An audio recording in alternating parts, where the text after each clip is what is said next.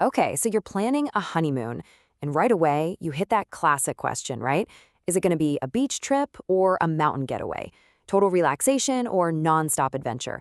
Well, what if I told you that you didn't have to choose? We're about to dive into how Sri Lanka might just be the perfect answer, using some real local knowledge to help you craft a honeymoon that's got a little bit of everything. I mean, just close your eyes and picture that for a second.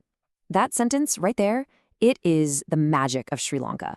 It's not about one single experience. It's about how these completely different worlds can exist in the very same day. It's a journey for your senses, from the cool, crisp air in the mountains to that warm, salty breeze on the coast. And that right there, that's the big question for so many couples, isn't it? Do you picture yourselves lounging on a sun-drenched beach with a cocktail in hand? Or are you dreaming of adventures in the cool mountains with cozy evenings by a fire? It's a choice that pretty much defines the whole vibe of your trip. But here's the thing. Here is the brilliant, beautiful solution to that problem. The core promise of a Sri Lankan honeymoon is this. The island is so compact, yet so incredibly diverse, you don't have to pick. You really can have both.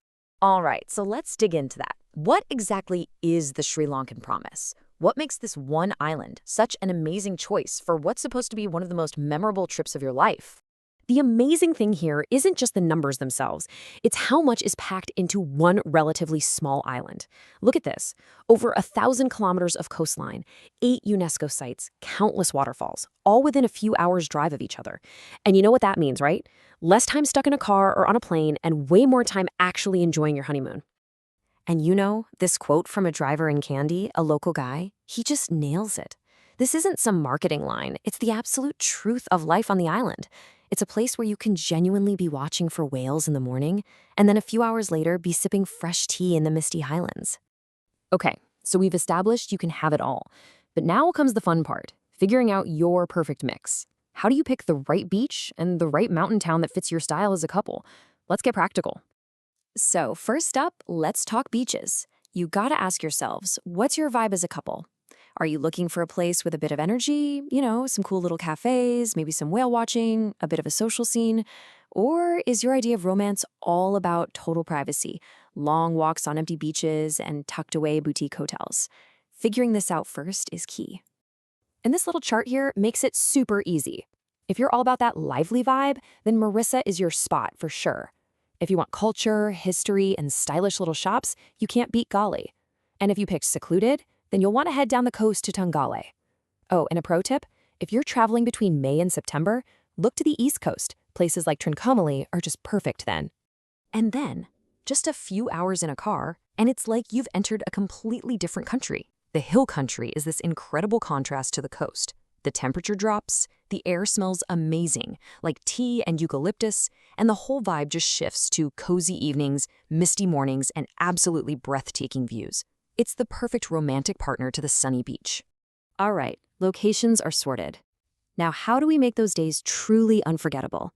Because a great honeymoon is all about the moments you create, both the big, spectacular ones and the small, quiet ones. You know, every great honeymoon has those jaw-dropping wow moments, right? The big-ticket experiences that you'll be telling stories about for decades. These are the ones you plan for, the ones you book way in advance to make sure they happen. I mean, can you imagine floating in a hot air balloon as the sun rises over ancient ruins near Sigiriya?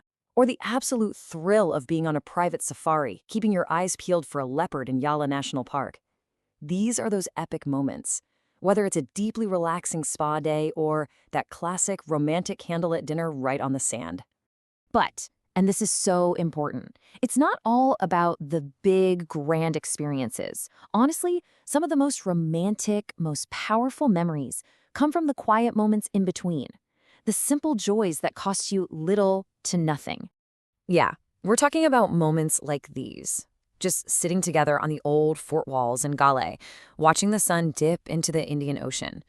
Taking that world-famous train from Kandy to Ella, just looking out the window as the tea plantations roll by. Or maybe it's as simple as pulling over to share a fresh king coconut from a roadside stand. That's where the real connection happens. Okay, let's switch gears a bit and get into the practical stuff. The smart planning secrets that make everything go smoothly and take all the stress out of the equation. First question people always ask, how long do we need? Well, the sweet spot seems to be about 7 to 10 days. That gives you just enough time to really settle in and experience 2 or 3 different regions, like the hills and the coast, without feeling like you're constantly packing and unpacking. It's the perfect blend of doing and just being. And listen up, because this is a huge insider tip for anyone on a budget. If you travel during the monsoon seasons, which are different for different parts of the island, you can find deals for up to 40% off at luxury resorts. The trick is just to plan your route to chase the good weather. You can get a 5-star experience for a fraction of the price. And here's a quick rundown of some absolutely essential tips. Seriously, write these down. Getting a private driver isn't just a luxury. On those winding roads, it's a lifesaver. Whatever you do, do not miss that train ride. And pay close attention to this one. If you're thinking of driving yourself, your international permit isn't good enough. You need a special local one. And of course, just be respectful. Cover up at temples. It's the little things that make a trip seamless. So, with all that in mind, what does this actually look like? How do all these pieces fit together? Let's walk through a blueprint for a perfect 10-day trip. I love how this itinerary flows. You're not just rushing around, there's a real logic to it. You start with a soft landing near the airport to just catch your breath. Then you head up to the cultural heart of Kandy before jumping on that iconic train to Ella. From the cool green hills, you make your way down to the sun and sand of the coast in Marissa with a final magical stop in historic Gaul. It's a perfect sampler of everything the island has to offer. You know, this quote from a guest house owner in Ella, it really gets to the heart of it, doesn't it? Beyond all the amazing sights and experiences, a trip like this is about creating the time and space to just slow down, to breathe, and to really connect with each other. So I want to leave you with this one thought. As you start dreaming and planning, yes, think about the big stuff, the hot air balloons and the safaris. But also ask yourselves this: what small, unexpected moment, maybe sharing a cup of tea on a misty morning or laughing with a local tuk-tuk driver, what little thing is going to end up being the memory you talk about forever?